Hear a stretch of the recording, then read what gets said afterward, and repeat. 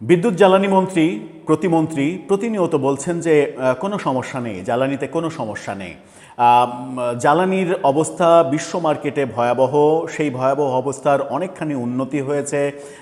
যুদ্ধ থেমে যাওয়ার কারণে বিভিন্ন মার্কেটে তেলের দাম কমতে শুরু করেছে। এই সুখবরগুলো যখন আসছে তখন বাংলাদেশে বিদ্যুতের ভয়াবহ বিপর্যয়কর অবস্থা আমরা দেখছি। গতকালকেই বিবিসির একটা রিপোর্ট ছিল, যে রিপোর্ট নিয়ে আমরা একটা ভিডিও করেছি, যে দৈনিক 10-12 ঘন্টা পর্যন্ত লোডশেডিং হচ্ছে এবং সেই লোডশেডিংয়ের অবস্থাটা রাজধানীর মানুষ জানতে না পারলেও গ্রামের মানুষের ত্রাহি ত্রাহি অবস্থা। এরকম ভয়ঙ্কর অবস্থার মধ্যে যখন সরকার মানুষকে লোডশেডিংয়ের মধ্যে রাখতে বাধ্য হচ্ছে, বিদ্যুৎ নেই, কিন্তু বিদ্যুৎ কেন নেই সেই প্রশ্নের উত্তর আমরা পাচ্ছি না, ঠিক সেই সময় মরার উপরে খাড়ার ঘা হিসেবে আসছে খবর, বিদ্যুতের দাম বাড়ছে এবং সেই বাড়াটা ভয়াবহ আকারে বাড়ছে। মানে বাড়ারও তো একটা লিমিট থাকে। আপনি বাড়ছেন 100 টাকায়, আপনি যদি 5 টাকা বাড়ান তাহলে হয়তো মানুষের মানে অনুভূতিতে একটু কম লাগবে, কিংবা 2 টাকা 3 টাকা বাড়ান, 2% 3% এরকম বাড়ান, কিংবা ধরলাম যে সর্বোচ্চ 5% বাড়ান, তাহলে হয়তো মানুষের সেটা সহনীয় পর্যায়ে থাকবে। কিন্তু সেই পার্সেন্টেজটা যদি তার 4-5 গুণ হয় তাহলে কি অবস্থা হবে? সরকার যখন কোনো কিছুর প্রস্তাব করবে তখন কি জনগণ, সাধারণ মধ্যবিত্ত মানুষের কথা চিন্তা করে করবে না, নাকি উচ্চবিত্তরা এটা মানে কিভাবে ভাবছেন? মানে যারা ডিসিশন মেকার তারা তো বেশিরভাগই উচ্চবিত্ত, তো উচ্চবিত্তরা নিজেদের মতো করে এই যে ভাবনা জনগণের উপরে চাপিয়ে দিচ্ছেন, একদিকে চাপিয়ে দিচ্ছেন, অন্যদিকে বলছেন জ্বালানির কোনো সমস্যা নেই।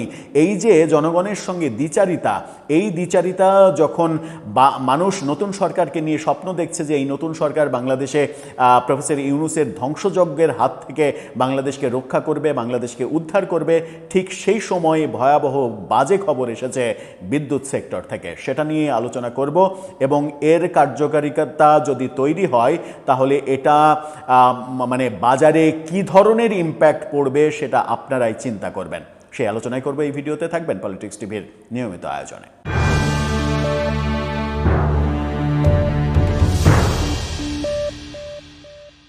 দর্শক, বলছিলাম বিদ্যুতের দাম বাড়ছে এবং সেটা ভয়াবহ আকারে বাড়ছে। আজকে সমকাল তাদের নিউজের শিরোনামটা দেখে নিন, সেখানে বলা হচ্ছে 3টি বিকল্প প্রস্তাব তৈরি, বিদ্যুতের দাম 20% বাড়ানোর প্রস্তাব।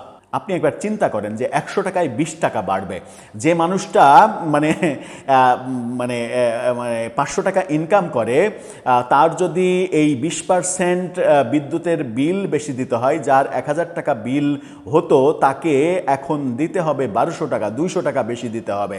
যে মানুষটার ইনকাম প্রতিনিয়ত দিন আনে দিন খায়, এই মানুষটার কথা কি সরকার একবারও ভেবে এই সিদ্ধান্ত নিয়েছে? কি বলছে, কেন এটা বলা হচ্ছে যে খুচরা পর্যায়ে বাড়তে পারে ইউনিট প্রতি সর্বোচ্চ 70 পয়সা থেকে 1 টাকা 80 পয়সা, প্রতি ইউনিটে 1 টাকা 80 পয়সা দাম বাড়বে। আপনি চিন্তা করছেন যে কি অবস্থা হবে, মানুষের কোন অবস্থায় মানুষকে পড়তে হবে? বলা হচ্ছে যে বাসাবাড়িতে বিদ্যুতের দাম ব্যবহার ভেদে 7.8 থেকে 20.11% পর্যন্ত বিদ্যুতের দাম বাড়ানোর প্রস্তাব তৈরি করেছে বিদ্যুৎ বিভাগ। গ্রাহকের পাশাপাশি পাইকারি বিদ্যুতের দাম বাড়ানোর 3টি বিকল্প প্রস্তাবও তৈরি করা হয়েছে, যাতে 5 থেকে 12,000 কোটি টাকা ভর্তুকি হ্রাস পায়। তবে লাইফলাইন তথা প্রান্তিক গ্রাহক পর্যায়ে কোনো দাম বাড়বে না। বৈশ্বিক অস্থিরতার প্রেক্ষাপটে জ্বালানি ও বিদ্যুৎ খাতে বাড়তে থাকা চাপ সামাল দিতে বিদ্যুতের পাইকারি ও খুচরা দাম সমন্বয়ের সিদ্ধান্ত নেয় সরকার। এর পরিপ্রেক্ষিতে সম্প্রতি বিদ্যুৎ বিভাগ এই প্রস্তাব তৈরি করে। একই লক্ষ্যে 9 এপ্রিল অর্থমন্ত্রীকে আহ্বায়ক করে উচ্চ পর্যায়ের মন্ত্রিসভা কমিটি গঠন করা হয়। কমিটি বিদ্যুৎ পাইকারি ও খুচরা দামের পুনর্নির্ধারণের প্রয়োজনীয়তা যাচাইয়ের পর সুপারিশ করে। যদিও আইনিভাবে বিদ্যুতের দাম নির্ধারণের দায়িত্ব বাংলাদেশ এনার্জি রেগুলেটরি কমিশনের, রীতি অনুযায়ী বিদ্যুৎ বিতরণ কোম্পানিগুলো বিইআরসির দাম বাড়ানোর প্রস্তাব দেয়। সেই প্রস্তাব যাচাই বাছাই শেষে কমিশন গণশুনানির আয়োজন করে, এরপর দাম সমন্বয় করা হয়। বাংলাদেশে 2024 সালের ফেব্রুয়ারির তথ্য অনুযায়ী গ্রাহক পর্যায়ে বিদ্যুতের সর্বোচ্চ খুচরা মূল্য 8.50% বাড়ানো হয়। তখন ইউনিটের গড় খুচরা মূল্য ছিল 8 টাকা 95 পয়সা। একই সময়ে পাইকারি মূল্য বাড়ানো হয় 5.07% এতে বিদ্যুতের পাইকারি দাম বাড়ায় 7 টাকা 4 পয়সা।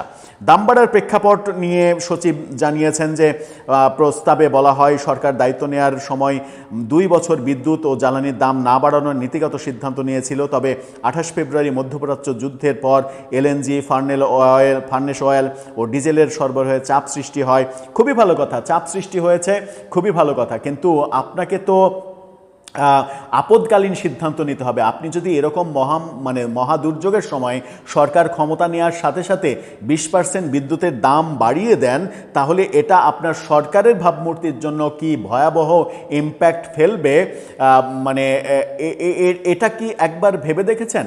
যে সরকার ওয়াদা করেছিল যে অন্তত 2 বছর বিদ্যুতের দাম বাড়াবে না, সেই সরকার দায়িত্ব নেওয়ার 2 মাসের মাথায় বলছে 20% বিদ্যুতের দাম বাড়বে। এটা কোনোভাবেই বুদ্ধিমানের মতো কাজ হচ্ছে?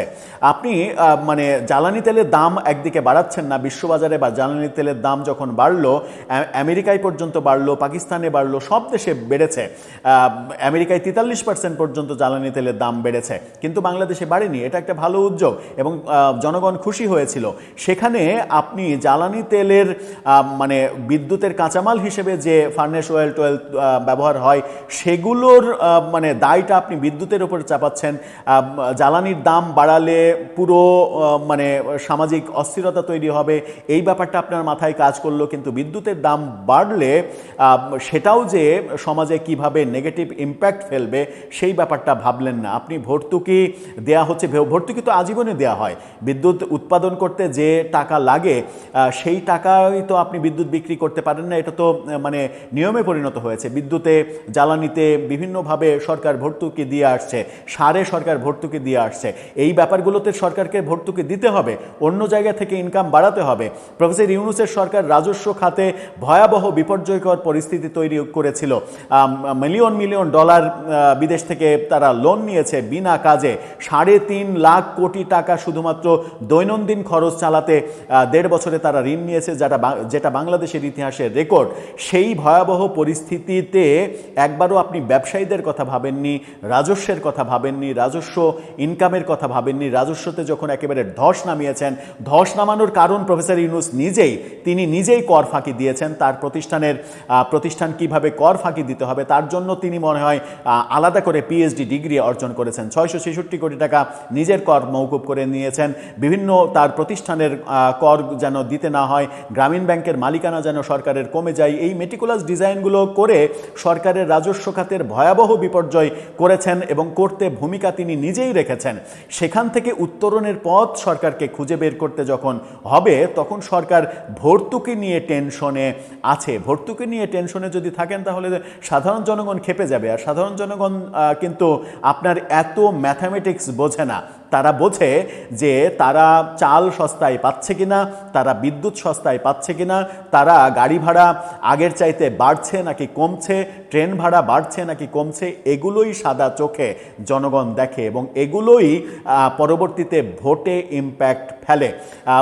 শেখ হাসিনার আমলে যে অভিযোগটা আমরা করেছি যে তারা একা একা নির্বাচন করেছে, বিরোধী মতকে বাদ দিয়ে নির্বাচন করেছে, একা একা নির্বাচন করে হয়তো তারা অনেক দিন থাকতে পেরেছে।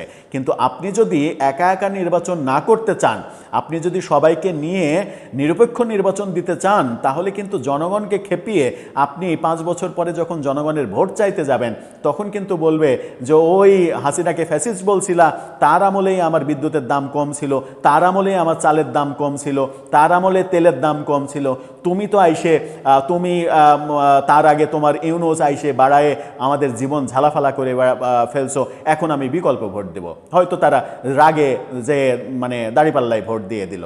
তখন কি অবস্থা হবে? যদি নিরপেক্ষ ভোট করতে চান, তখন তো জিতে আসাটা অনেক বেশি কঠিন হবে। এই ভয়াবহ খবর যখন তৈরি হচ্ছে, তখন আবার মজা লাগে, এই ব্যাপারগুলো মজা লাগে। জ্বালানি প্রতিমন্ত্রী কি বলছে দেখেন। জ্বালানি প্রতিমন্ত্রী আরটিভির এই ফটোকার্ডটা দেখে নিন। সেখানে তিনি বলছেন, দেশের ইতিহাসে সবচেয়ে বেশি জ্বালানি মজুদ আছে এখন। কি ভয়াবহ রসিকতা জাতির সঙ্গে। তিনি বলছেন যে দেশের ইতিহাসে সব থেকে বেশি জ্বালানি মজুদ আছে। তাহলে মানে পাম্পে পাম্পে গাড়ি তেল পাচ্ছে না কেন? পাম্পে হাজার হাজার মোটরসাইকেল, হাজার হাজার গাড়ি লাইন দিয়ে থাকছে কেন? অন্তত 10 মাইল ধরে পাম্পের সিরিয়ালের লাইন হচ্ছে কেন?